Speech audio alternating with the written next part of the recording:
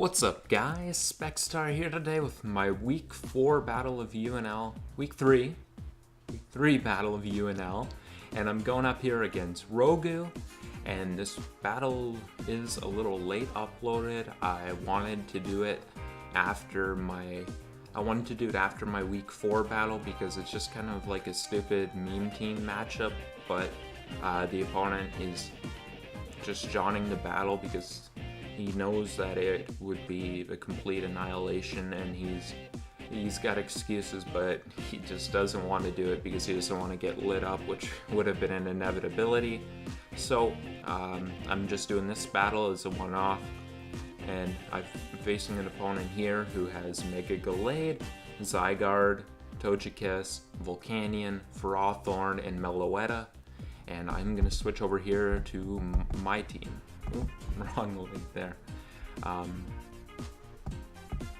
Starting off here, I've got a Mega Alakazam, which is a bit of an interesting set. I have designed this Mega Alakazam to counter a Mega Gallade because I thought that was awesome and I wanted to do it because you only live once.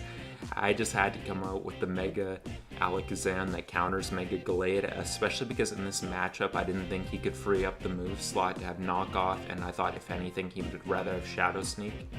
So I've got this set elaborate. The HP and defense is just built for me to be able to take close combats, and speed I just put on enough to outpace. I think it was base 110s. I could be mistaken. I think it was Mega Gallade and base 110s, and the rest just went in a special attack. And I've got Recover and Barrier. Recover helps me deal with Mega Gallade. Barrier is because I thought he would definitely bring Umbreon, since Umbreon is just stopping this Pokemon from getting a KO every time it comes in if it's offensive, but it didn't actually come. Barrier lets me be able to switch out without Pursuit destroying me. It's just my kind of way to be able to get out of that kind of sticky situation with Umbreon if it does come in. Focus Blast hits things like Umbreon and Ferrothorn, and Psychic is just Psychic. Not too much to say about that. Darkrai went with a Specs Darkrai. Trick was to deal with Umbreon, which also didn't come. Dark Pulse, spammable move. Sludge Bomb, I believe, was for a fairy that didn't come, if I'm not mistaken.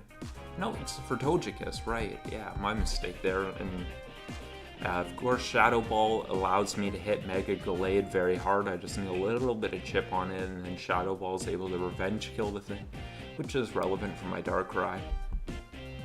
And next up here, I've got my Thundurus, which is pummeling. And that covers quite a few things. I think it was primarily for something that didn't come, but it definitely also has its functions for Ferrothorn. Volt Switch, of course, is one of my favorite moves. HP Ice for Zygarde, and Defog is just because I don't have other hazard control, and if things get sticky, it's nice to have that in the back just to get rid of any hazards if it's needed. Next up here, I've got my Hitmonlee, and I'm running normal gem Fake Out. This Pokemon was more of like a 6-month filler because there wasn't really anything else I needed that much on my team. It's really nice if I can get Gallade weakened. This Pokemon does have the potential to sweep. I just need to get that weakened, and then the rest of his team is very vulnerable to this. And of course I'm just running a normal Gem Unburdened, typical Gen 5 sweep Hitmonlee set. And next up here, I've got Mudsdale. Mudsdale is basically mostly there for Zygarde. Pretty much Zygarde's the focus. Of course, nice to get rocks up. Roar prevents the thing from setting up too much. Earthquake and Heavy Slam basically hit everything that the other doesn't. And lastly here, I've got Drampa, just my specially defensive wall in the team. Covers things like his annoying Volcanion, which otherwise can be really annoying to try to wall. Just leftover Sap Sippers for Ferrothorn. And I'm going to be running Roost, Glare, Flamethrower, Hyper Voice. Hyper Voice just the best move to hit his team. Flamethrower covers Ferrothorn, which the rest of the set does not touch at all. Roost and Glare just being fat and doing defensive things. So I'm going to switch back over to the battle here, and let's get this show on the road. So he wants to lead off with Frothorn, and I wanted to lead off with Thundurus. It basically covered pretty much anything. I could Volt Switch out on anything this didn't force out. He leads Frothorn, and I am just going to go right for my pummeling on this thing, and we're going to smash it. But it's got the Chople Berry, so it's going to be able to take that. He's going to get up his rocks, and I am just going to go for another Focus Blast. Try to take the Pokemon out. It's going to barely survive and go for Explosion here. Thundurus is now weakened in range of rocks, and it's my only remover, so I'm just going to click Defog and let the thing go down. He's going to go into Meloetta. He's going to go for a Hyper Voice.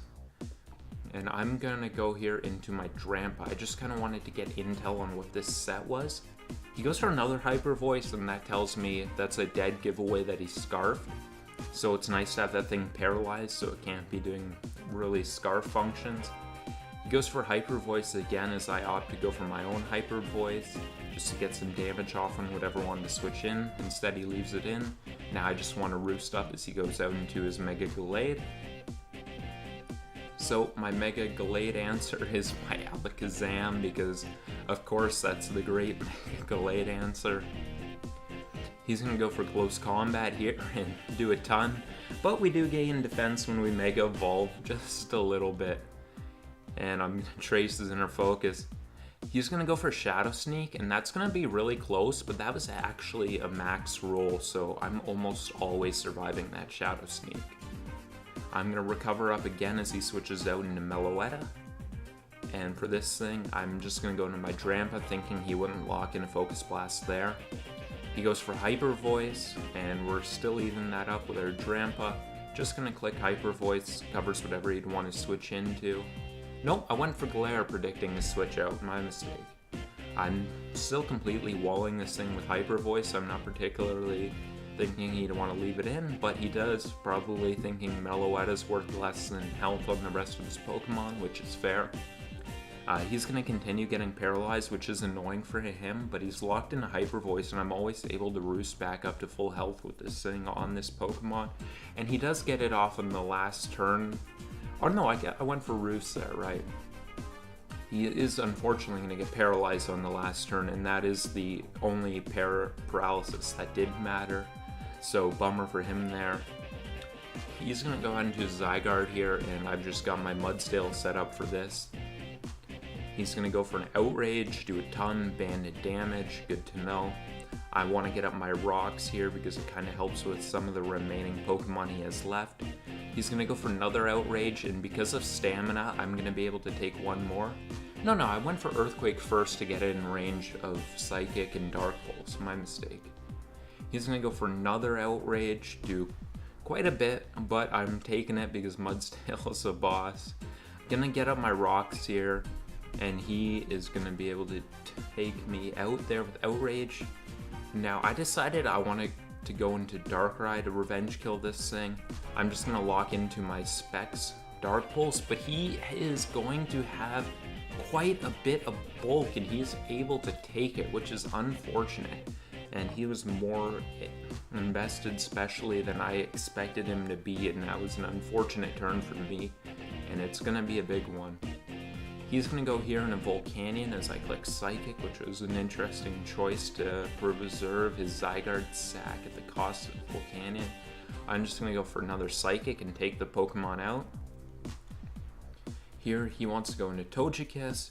Now, I'm thinking, why is he going into Togekiss? The bigger picture question. I think if he's going into Togekiss, then his plan has to be to Thunder Wave Alakazam, because I can just 2 KO this Pokemon with Psychic from here.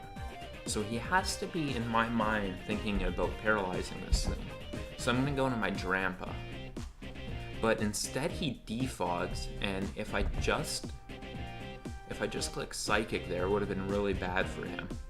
But I'm going to bring Drampa in here, and I'm just going to go for my Glare as he Air Slashes. You know, this is going to be annoying. I'm going to save you guys Drampa versus Togekiss because I love you guys. I'm just going to skip through Drampa versus Togekiss.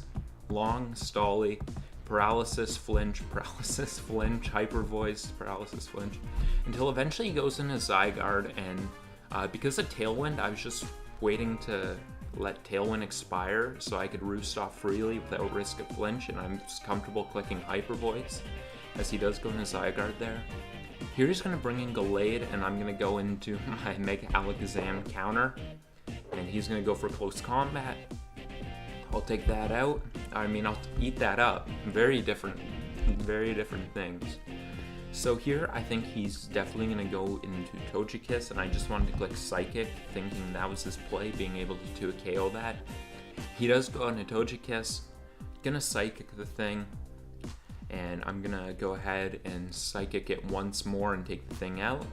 Togekiss goes down, and now it's down to Gallade versus my last 3 Mons, but Gallade is very threatening because it can still potentially Sword Stance up here. And he will bring in the Gallade. I'm just going to go for my Recover here to get my health back, as he is going to go for Sword Stance. Now here, I'm going to go for my Psychic, predicting him to go for his Shadow Sneak. He instead goes for another Sword Stance, and this is looking a little tricky here. So I'm going to go into my Drampa here, and the reason is Drampa's immune to Ghost, and it forces him to click Close Combat and drop his defense. And that's what I'm thinking about here. So I will go into my Drampa here. He's going to go for Shadow Sneak, and Drampa is going to be immune to that. Now I just click my Hyper Voice as he goes for Close Combat. Now here I'm going to go into my Hitmonlee, and I am going to unfortunately make a mistake.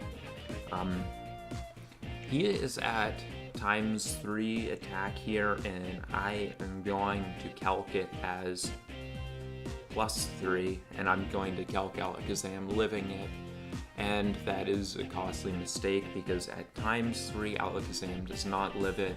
At +3 usually it does, so I'm going to send out Hitmonlee here, and instead of putting my eggs in the Hitmonlee basket and going into Alakazam here to try to get his defense drop one more time to click Fake Out, I'm just going to go for the raw Fake Out and potentially try to get that off before I go into Zam, and it is a mistake. He's going to survive the Fake Out, he's going to go for the Close Combat, take me out, and then he is going to be able to take out the Alakazam with his Shadow Sneak.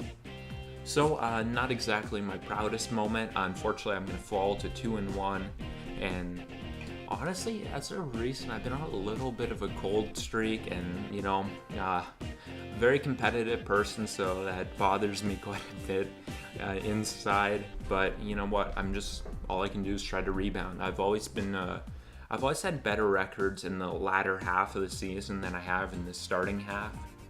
So, definitely GG to Rogu. Despite my mistake at the end, this was a very good game. He played well, and he's going to come up on top. I definitely am hoping that we get a rematch in the playoffs. I think that'd be a fun game to play. Still, at least Drampa gotta do work, you know, that's what it's all about. Wins here, you know, wins are a dime a dozen, but getting Drampa to do work, that's something special. And when I'm at the end of my life and I'm talking to the grandkids, I'm not going to tell them about the games I won. I'm going to tell them about the games where Drampa did work. And they're going to look at me right in the eyes and say, "Shut up, old fart, no one plays Pokemon anymore." And that's the beauty of being a grandparent. So, that's it for this video. I want to thank you guys for watching, and have yourselves a good night.